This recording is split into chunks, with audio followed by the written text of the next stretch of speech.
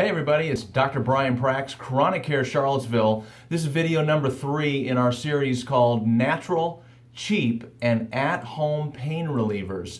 So last couple times we've been talking about the gait theory, or also known as the gait control theory, where doing certain things like vibration, massage, even movements can actually stimulate inhibitory nerves in the spinal cord that actually inhibit, clamp down, or shut down or slow down the signals of pain that goes up to the brain. So check out those videos so you can see how to do those simple, cheap remedies at home. But today is going to be about exercise. So I'm a triathlete. I like to swim, bike, run, repeat. I like to do exercises, resistance exercises as well.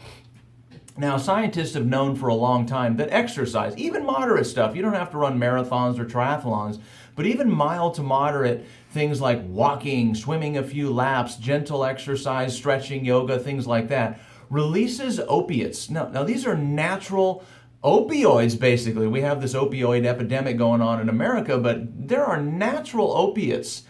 They call them endorphins, and there's other such chemicals that actually help to dampen the pain response. This is a survival mechanism. If we're running away from a saber-toothed tiger, we don't need to be in pain because eventually the brain will just stop and we'll get eaten up. So that's not good. So brain-releasing opiates are induced naturally with exercise. So that's something that's well known.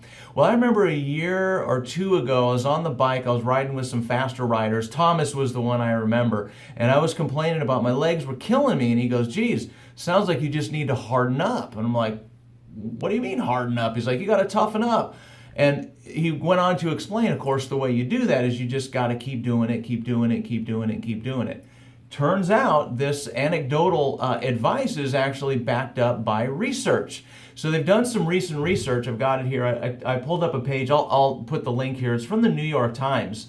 But what they did was interesting. They tested athletes and non-athletes, and they basically tested their upper arm. They would push in using this probe, push in until the exerciser or non-exerciser would say, ow, stop, okay? And then they would measure how much pressure they put in. Well, I think they put them on a 6-week trial, 3 times a week of cycling. Now get this, they're cycling. They're moderate, up to, I think they did 30 minutes, 3 times a week, 6 weeks. Some of them did it, some of them did not, so they had a control group. Now, of course, the control group, those who didn't change their exercise at all, reported the same level of pain in their upper extremity after the 6 weeks of not exercising. What would we expect? But those who increased their exercise at the same time decreased their perception of pain. And the scientists think this is something going on up in the brain. Essentially, they were hardening up. So you can actually increase the threshold, which means increase your ability to tolerate pain. And we know that this is for acute, but also chronic, long-standing pain. You can increase it with exercise. So where do you start? Well, maybe you don't start on a 50-mile bike ride, but you might start with walking around the block. And every time you walk, you're decreasing or you're increasing your brain's ability to tolerate pain.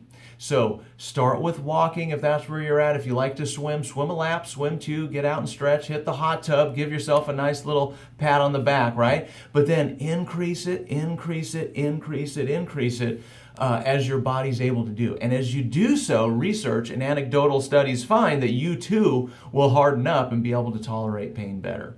So anyway, I hope that helps out. Get out. It's times like this you can get outside. If it's crummy weather, go to the mall, go to the inside gym, swim, whatever, but start moving and keep moving, and that'll help with your chronic pain. So that is a natural, cheap, and at home or at the gym remedy that you can do to help out with your pain. Hope that helps, and we'll talk to you soon.